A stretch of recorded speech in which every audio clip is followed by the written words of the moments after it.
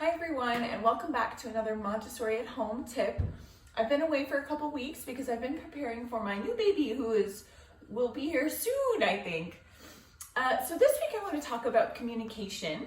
I discussed this in my bundle, and there's so many different things about Montessori that really revolve around communication. Communication is huge. I think that I focus on communication maybe even more so than the average person. It's such a big deal to me. I just think that over communicating is better than under communicating. I don't like there to be gray areas. I don't like to leave room for interpretation.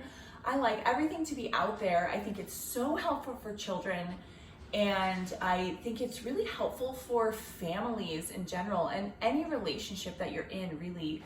My husband and I communicate maybe too much, but because of that, we just understand each other, and it really helps our relationship continue to grow, and it solves those, little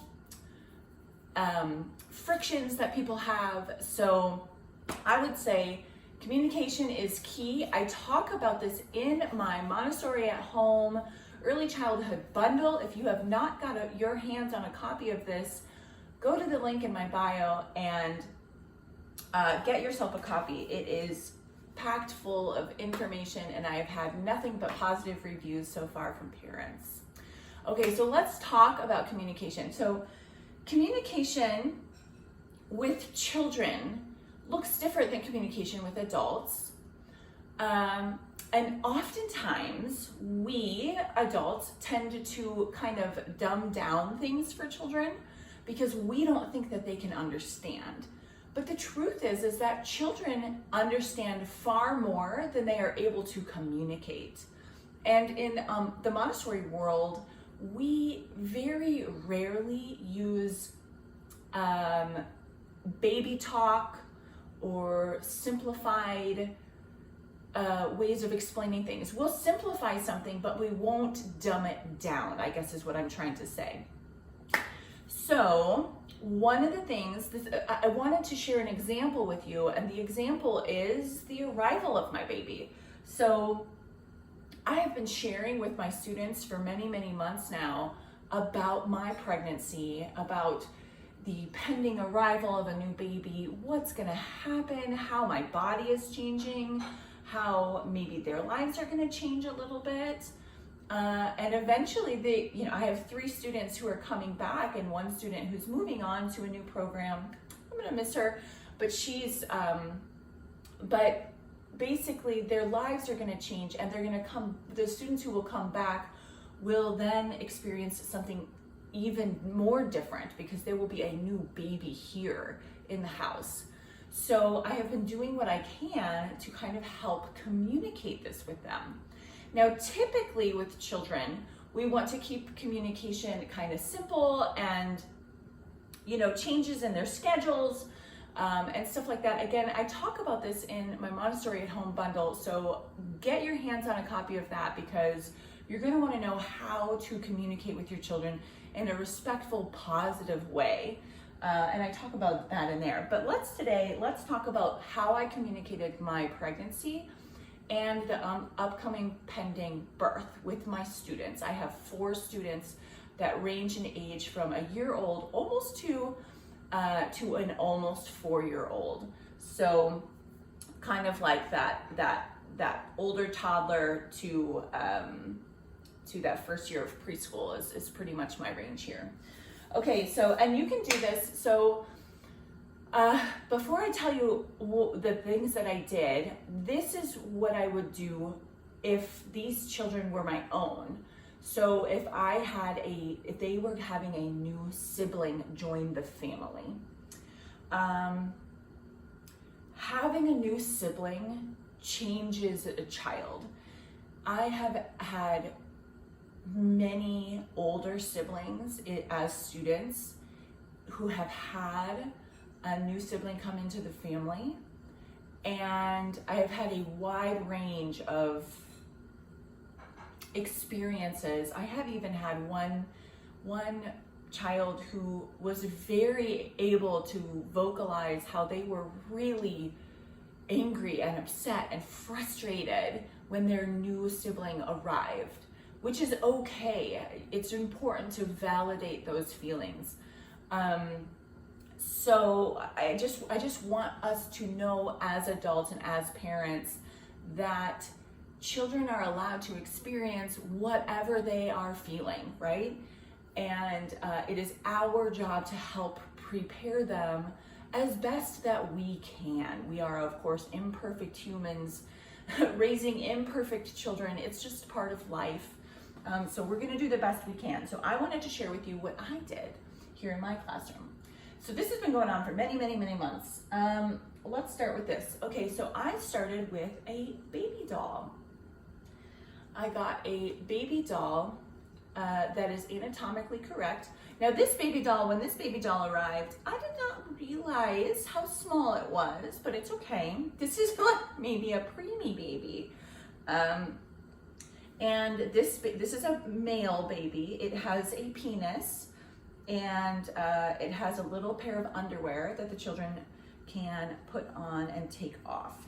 And we talk about how, and it makes sense for me because I will be using cloth diapers. But some, maybe if you're going to be using disposable diapers or something, you can talk about that, which is totally fine. So we brought a baby into the classroom, and it took us a while to name the baby. This is baby Lewis, named after a former student, which is really sweet. The students helped me name this baby. And what we did is we talked about how to care for a baby, how babies need a lot of rest, how we have to be gentle with the baby, how you support the baby's head. So we talked a lot about just how to hold a baby. The baby has its own bed, which is going to be very similar to the bed that my baby has. And what the children will see my baby in, I have like a little basket with a pad. So they'll see that a lot, especially at first, or they'll see me carrying the baby. And then we have this. This is actually a cloth diaper. It's called a flat, but I just used it as a blanket for this baby doll. And so they have been using this to learn how to swaddle, how to cover the baby. They cover themselves with it. So this has provided a lot of really important imaginary play, but all of this is based in reality because they're really kind of experimenting with the idea of having a new baby, having a baby around them. So Montessori really focuses on reality-based play. So play is really important, and we encourage play and imagination. It's just that it's almost always rooted in reality. And what's more real than a baby doll, right, coming into the world? Children love baby dolls too. If you don't have a doll for your child, whether your child is male or female, I highly recommend you get it. This is used by all of my students. It doesn't matter if they're male or female. Okay, so having a baby doll. Now, here's another thing that we'll be doing with the baby. Once my baby comes, they are going to be able to learn how to wash the baby, how to hold the baby, like truly how to hold the baby, how to be quiet when the baby's sleeping. And I think what I'm going to try to do is try to find a sling, because they're going to see me wearing a sling. And so I might try to either make or find a sling that they can practice wearing, and so they can baby wear as well. Something that's great about having a baby doll ahead of time is that they can kind of use play to sort out the way that they're feeling and the way that they're thinking and the different actions and things that we are talking about before the baby comes. And then they can continue to play once the baby arrives, because you can't really let a toddler, necessarily play the way that they want to with an infant.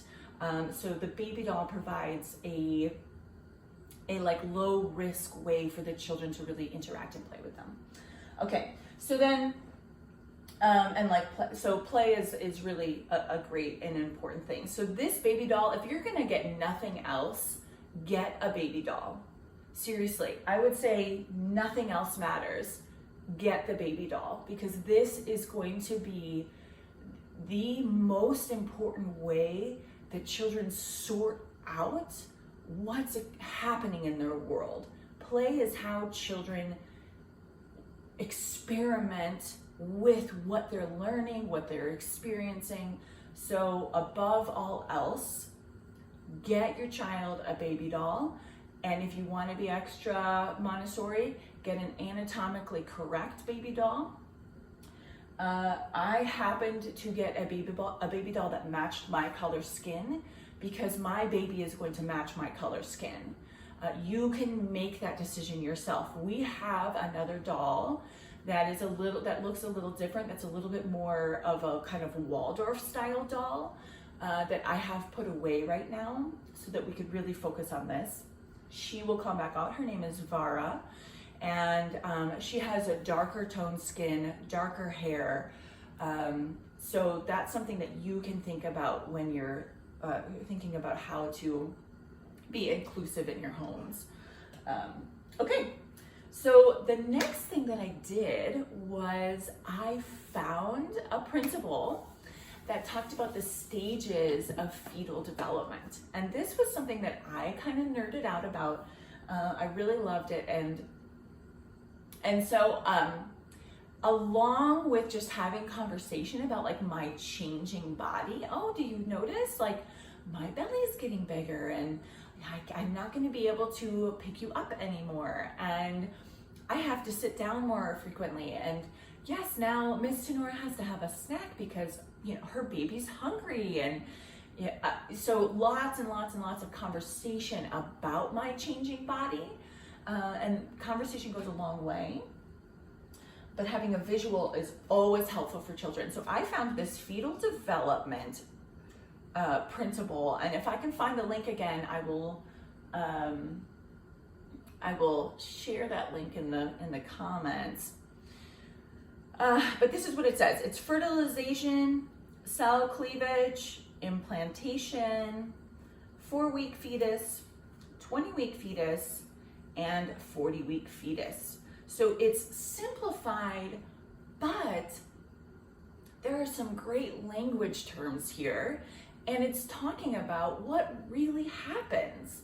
So I know these are toddlers, and they don't know what sex is. They don't know that how a male and a female like make a baby. They don't understand that, and I don't explain that to them, right? But I do explain fertilization. Like, there's an egg inside my body that was fertilized, and these are called sperm. There's a cell inside my body, and it started to split up, and it started to create the different parts of the baby. Implantation. This is when the egg moved into the uterus. The uterus is where the baby grows. It needs a lot of room inside my body. And so there's different terms that you can use, different language that you can start to develop. 4-week fetus. Does this look like a baby yet? Yes, it's a baby. You can kind of see, maybe it has an eye now. Maybe it's starting to look like it has a head. And then the 20-week fetus, oh, now there is the umbilical cord. Do you see that? That's how the baby eats. It's really starting to look like a human now. And then the 40-week fetus, oh wow, look, that baby is really big. That baby is getting close to being ready to come out of the mama. So, and this is a timeline wheel. Montessori uses timelines a lot in science activities and science works, and really this is this is science. It's very much about, we're using scientific terms here to explain a natural thing that happens. It's just part of life. So fetal development, this has been out for a long time. The children have really loved using this. They love using the different terms, and they love knowing what's happening inside my body. It's hard for children to truly understand that there's a baby in there. They know it because I talk about it, and they can see now that my belly's gotten really big, and I let them touch it, and I let them ask me questions, and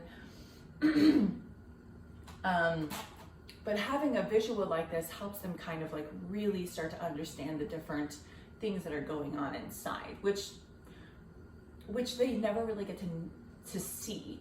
So having some sort of visual would really help. Now there might be books out there that have like the different like fetal development or something like that you could get. I like to keep things pretty simple or inexpensive. I think this was just a free printable. So again, if I find that printable, I will share it with you. Okay, so then the next thing that I did is I've been reading books. Now there are books out there that talk about becoming a new sibling.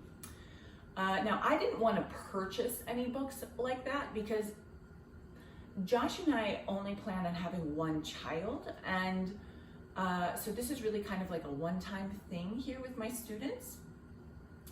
And my husband is a librarian, and so what I did was I tried to find some books that I liked, that really aligned with the Montessori method, that were like becoming a new sibling. And I really had a hard time finding books like that. So I found a couple. I've already returned them to the library. They were okay.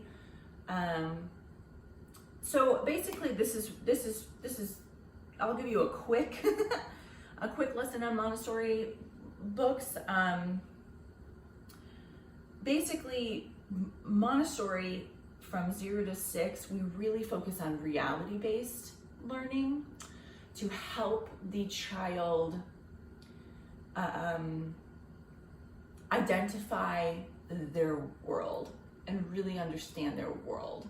And then once they reach elementary age, that's when we really start to dive into folklore, fantasy, that kind of like juicy, deep literature, kind of those deeper concepts that children are more able to conceptualize and understand. So we really start with what is real, and this includes our stories. Now, I'm not even going to get into the exceptions because this isn't a lesson on on Montessori books, which I will do one day.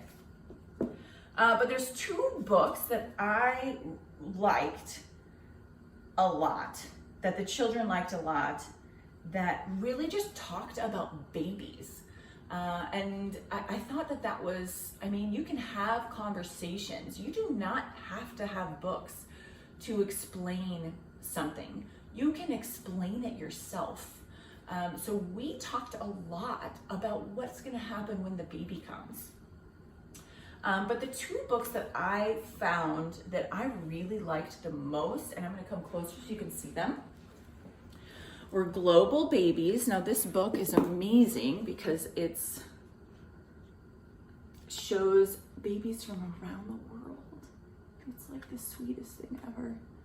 I just absolutely love this book, and it's real photographs, and it's really simple. So it talks about, you can see the different outfits,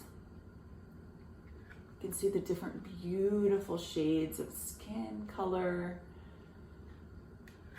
It's almost like a cultural lesson, as well as just looking at how different babies look different, just like us, just like each person looks a little different. So that's Global Babies. And then this book I loved, it's Everywhere Babies, and it really talks about different things that babies do.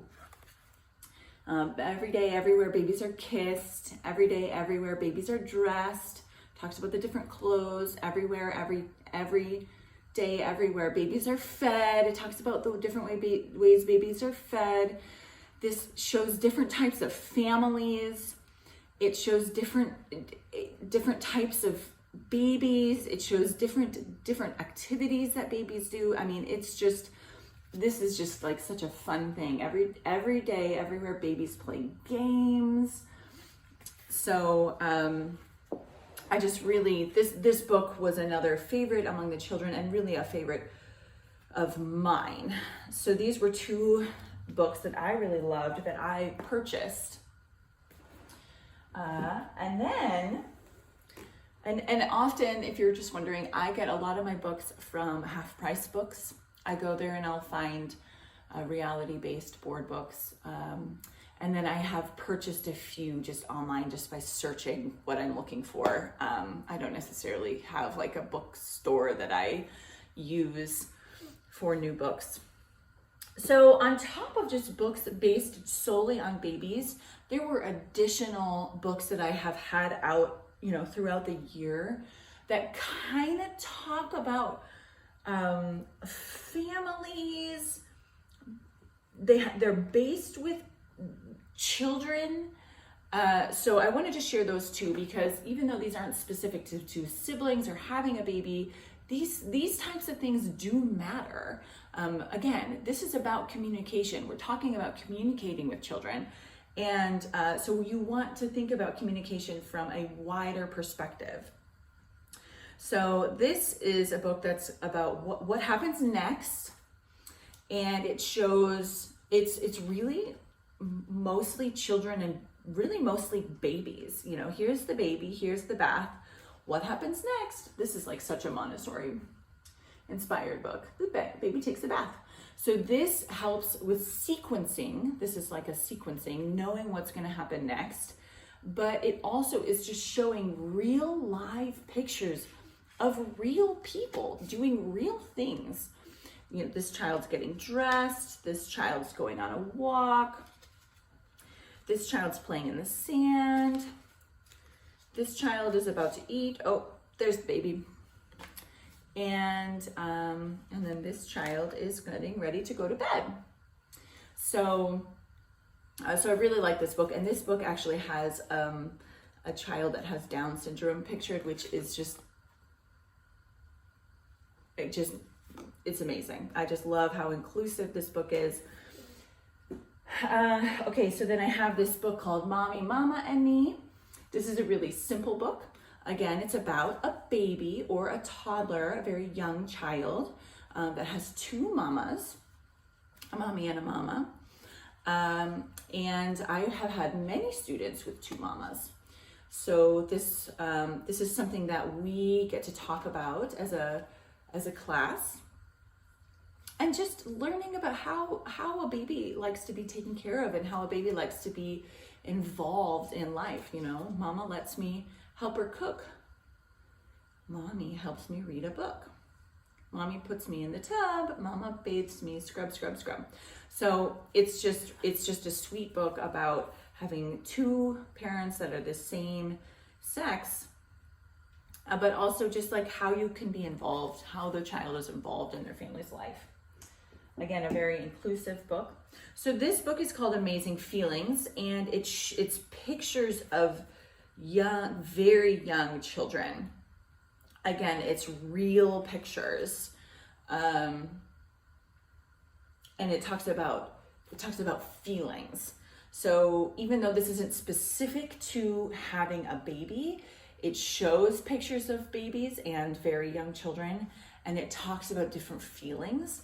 And you can add your own. This is like a great conversation starter. This book is so simple that you could add your own kind of things. Like, this child is sad.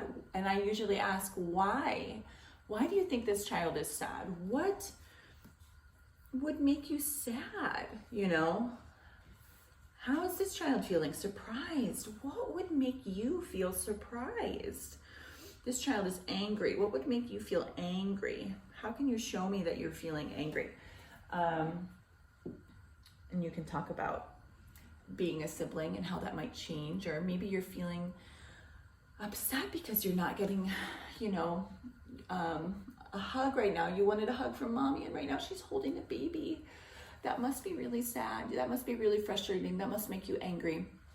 So that book can be very useful in many situations. And then I was gifted this book. This is The Anti-Racist Baby. And this is a really great book. It doesn't have real life pictures in it, but the artwork is so beautiful. And it talks about, and it's a counting book. Use your words to talk about race. 3, point at politics as a problem, not the people. And so these are very basic, like, anti-racist concepts, but it's all based around infants and babies. And I just love that. I just think that is so cool. 6, knock down the stack of cultural blocks. Like, how cool is that? So this was a gift from a friend of mine. Yeah, this is just great. 7, confess when being racist. 8, grow to be an anti-racist. You know, and you can decide if this is something that you feel uncomfortable talking with your family about or having around. Personally, I think that it's great to just be really open with children and honest. Again, communication is something that I love, being even overly communicative. And then the last book that I wanted to share with you is called Love Makes a Family. This is a favorite. And this just talks about different families. Here's a family with 2 fathers and 2 children. Here's a family that shows an older couple taking care of 2 children. You know, maybe they're visiting their grandparents, maybe they live with their grandparents, maybe these are foster parents. So we talk about all those things. Here's a family with just one mom pictured. Maybe she's a single mom.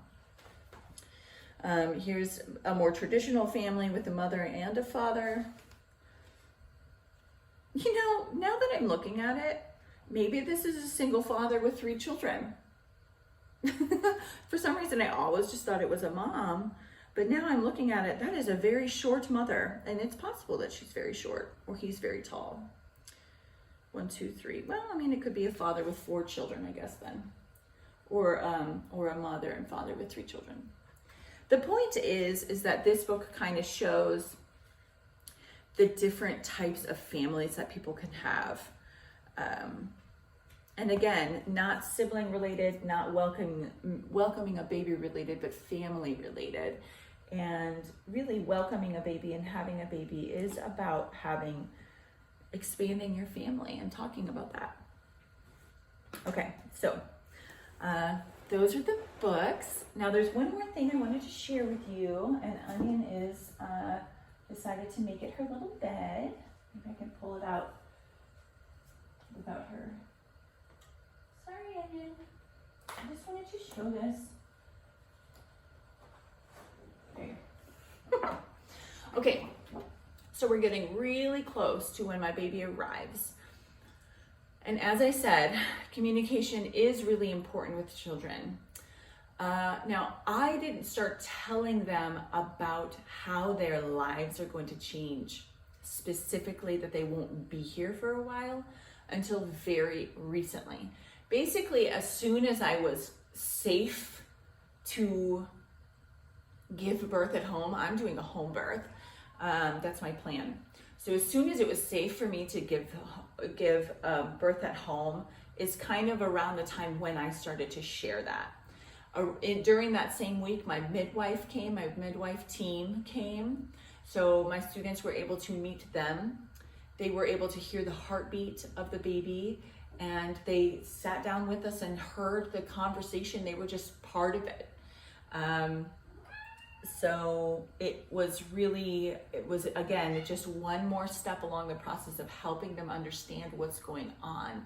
Whether or not they fully grasp it, I'm not so much worried about that, because it's really just this long process of helping children understand. It's not about getting them to understand the first time you talk to them. It's about helping them kind of build understanding over time. So So I started at about 38 weeks, sharing what is going to change. And I've been very intentional about this because I don't want to give them anxiety.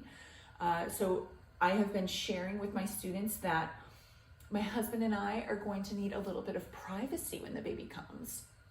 It's a lot of work when you're giving birth to a baby. So we are going to need the house to ourselves when that happens. And they know that I'm going to put a big pool here in the middle of the room. One student said, well, why can't you just like put the gate up, Miss Tinora, and just have your baby in the back room and we can hang out here?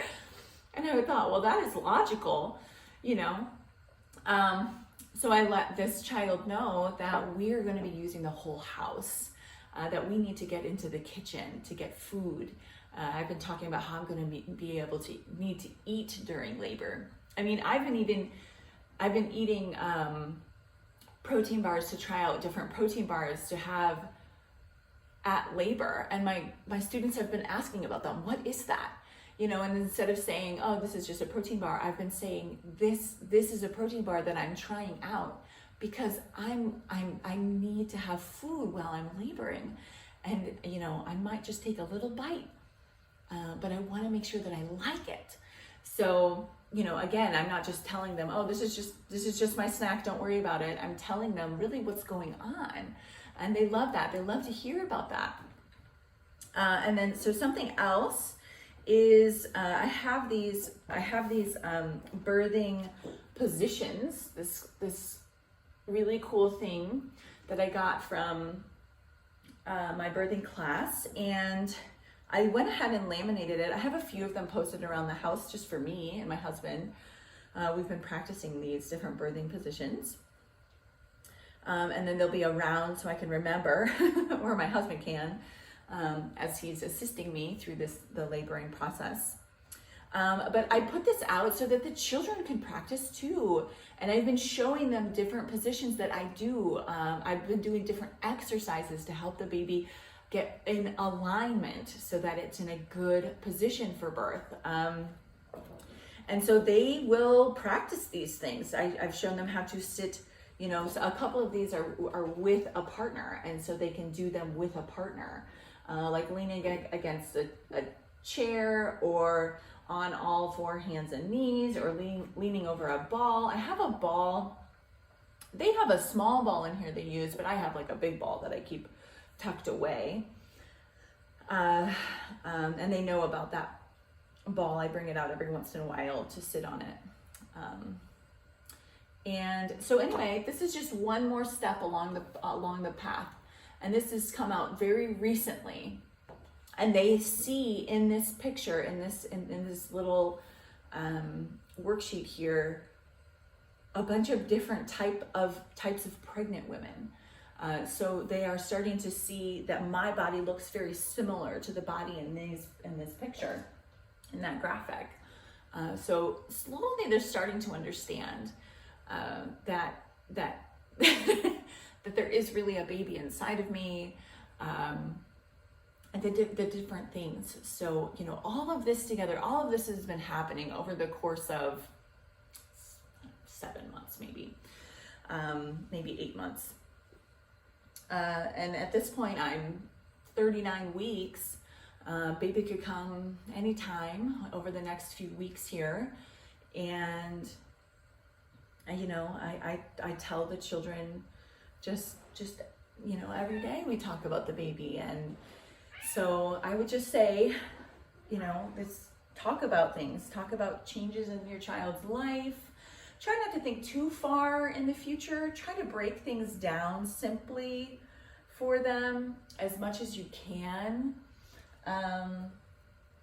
And, try to, like I talked about the fetal development early on, because that was a good way to help them kind of understand that there's something changing in my body. And now they really get to see it. Having a baby doll around helps them really kind of play and experiment with the different things that they've been learning. Oftentimes they would put the baby right up into their shirt and pretend that the baby was coming out and giving birth, which I thought was like such a cool way to play. They were really starting to understand that you give birth to a baby, right? Books can help, but mostly play and conversation, I would say, are the two biggest things that you can do to help support your children in any type of change that is happening. So, all right, well, I hope that this was helpful. I hope that you use this if you are ever expecting a new baby in your family. Remember that we can do all of these things with respect to the child's developmental stage. This is about toddlers. This is really all stuff that would be good for toddlers and preschoolers. Older children can understand things a little bit better, but it doesn't mean that they are more, that they're just like going to be happy with the situation. So you'll want to think of ways to help support your older children if you have some older children when you are pregnant. And just remember that these different changes happen even if it's not your own baby coming. Maybe like me, it's their teacher's baby coming, or maybe it's an aunt or uncle, or maybe it's a good friend. And if it's somebody they spend a lot of time with. So just consider how different things in your child's life are changed according to, are impacted by the other things happening in their life. We don't want to just yank children along with us. We want to kind of gently explain to them, this is what's happening next. This is what's happening next. And really support them. Yeah, and Onion agrees. Don't you? Yeah, I know. Oh, yeah.